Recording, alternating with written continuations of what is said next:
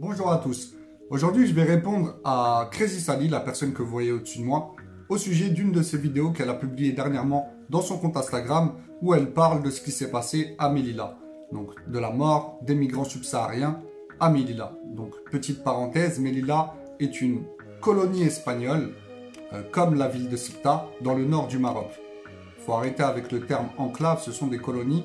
L'Espagne colonise ces deux villes marocaines dans le nord du Maroc depuis des siècles. Je referme la parenthèse. Avant de rentrer dans le vif du sujet, il faut s'intéresser à qui parle. Qui est Crazy Sally?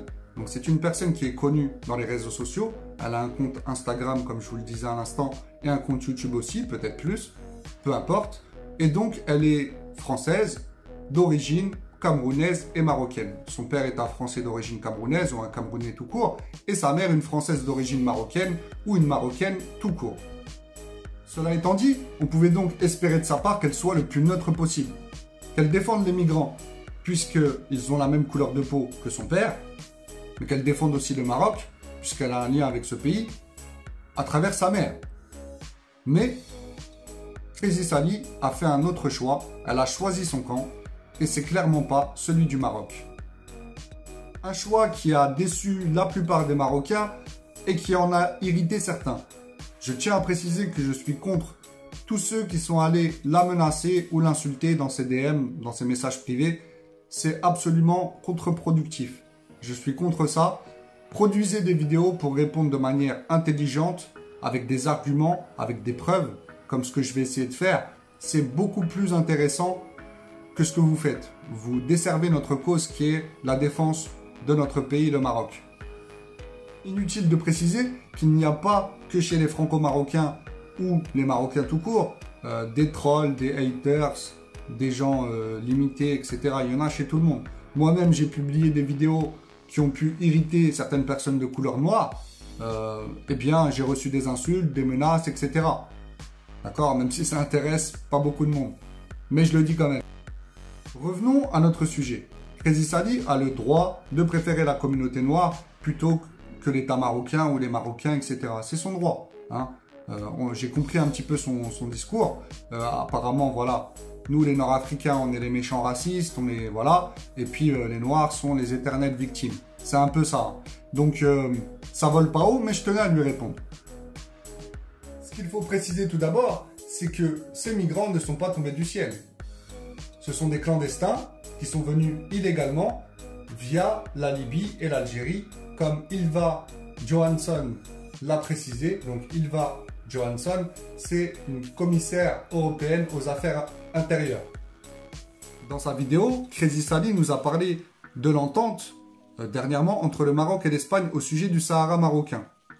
Ne t'en déplaise, il est marocain. La monnaie est marocaine, le drapeau est marocain, les tribus sont marocaines. Les Sahraouis sont des Marocains comme les autres Marocains. D'accord? Après, c'est ton droit de penser le contraire. Mais tu trahis le pays de ta mère ou de ses parents. Peu importe. Au passage, beaucoup de subsahariens, surtout des hommes noirs, donc se plaignent du fait que les Français de type nord-africain ou les nord-africains tout court sont contre le métissage. Eh bien, vous avez là votre réponse. Hein, ceci explique cela, comme on dit. CQFD. N'est-ce pas? Et ne me dites pas Bassem, gna gna gna gna gna gna. J'ai rien à voir avec Bassem, j'ai pas attendu Bassem pour avoir des convictions. D'accord? J'en avais bien avant qu'il soit connu dans les réseaux sociaux. Mais revenons à la question du Sahara marocain dont nous parlait Crazy Sally dans sa vidéo. Effectivement, le Maroc et l'Espagne se sont entendus sur ce point. Ce qui a fortement irrité les dirigeants algériens. Puisque je le rappelle, c'est l'Algérie qui arme, héberge et finance le Polisario depuis des décennies. D'accord? Et pour nous, les Marocains, et pour pas mal de dirigeants étrangers ou d'observateurs étrangers, de médias étrangers, ce sont des terroristes qui ont tué des Marocains. Il y a eu plus de 30 000 morts, plus les prisonniers torturés, etc.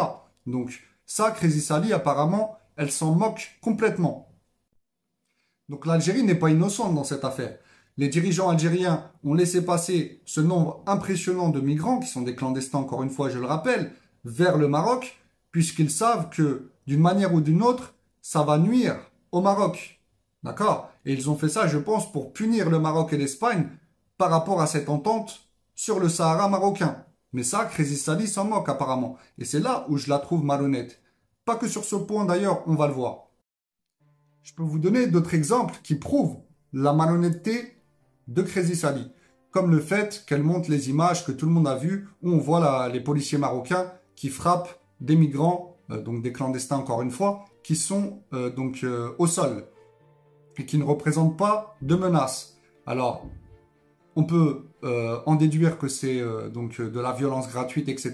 Mais il faut savoir que ces migrants auparavant se sont battus avec les policiers marocains pour forcer le passage. D'accord? Donc ce n'est pas des innocents. Et la police marocaine ne les frappe pas comme ça gratuitement.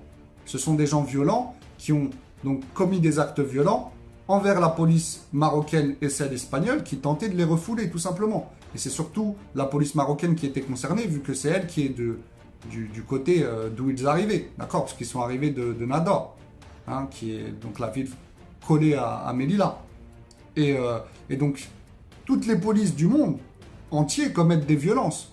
Regardez ce qui s'est passé en France avec les Gilets jaunes. Mais pour rester sur le continent, dernièrement au Sénégal, comme je l'ai expliqué à un certain Kémy Seba qui parlait de ce qui s'est passé à Melilla. Donc dernièrement au Sénégal, la police a tué des manifestants, donc des gens pacifiques. Il y a quelques années en Côte d'Ivoire, pareil. En Afrique du Sud, des subsahariens, donc des ressortissants sud-africains, ont brûlé, frappé et brûlé, vifs parfois, des migrants subsahariens comme eux, etc., etc. Donc de la violence, il y en a partout. Hein. C'est pas que les méchants nord-africains, policiers ou pas, les méchants marocains, policiers ou pas, qui frappent les gentils noirs. Non, ça il faut arrêter, d'accord? Même si encore une fois, j'aurais préféré que ça se passe autrement, bien entendu. Mais l'exemple qui prouve le plus sa malhonnêteté et surtout sa volonté de diaboliser les États d'Afrique du Nord, c'est quand elle fait une comparaison entre ce qui s'est passé en Libye, avec l'esclavage il y a quelques années, et ce qui s'est passé dernièrement au Maroc, avec donc le drame à Melilla. Mais puisqu'elle veut en parler, parlons-en, pas de souci. Donc comme dans tous les problèmes, il faut parler des causes avant de parler des conséquences. Et les causes, eh ben, je vous les présente au travers de cette capture d'écran que j'ai réalisée dans le site de l'OFPRA. Donc l'OFPRA, c'est l'Office public de France, hein, des réfugiés et des apatrides. Donc là, on voit donc un des principaux condamnés après ce qui s'est passé en Libye. Donc c'est un certain Hermias Germé ou Germé. Donc c'est un Éthiopien détenteur de la nationalité érythréenne. D'accord? Comme la plupart des personnes qui ont été condamnées. Et ils étaient en relation avec des passeurs dans les pays subsahariens. Voilà. Pourquoi vous n'en parlez pas? Donc pourquoi vous ne voulez pas le faire? Toi, Crazy Sally, Kémy Seba et tous les autres plus ou moins connus qui traitent ce genre de sujet, pourquoi vous ne voulez pas le faire? Eh bien parce que ça vous obligerait à balayer devant votre porte. Et vous en êtes incapable apparemment.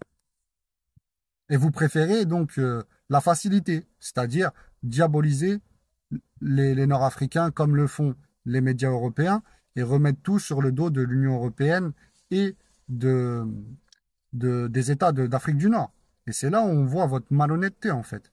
Parce que la première des causes, avant de parler des conséquences encore une fois, c'est la démographie explosive dans les pays donc subsahariens. Et là, nous, on n'est pas responsable.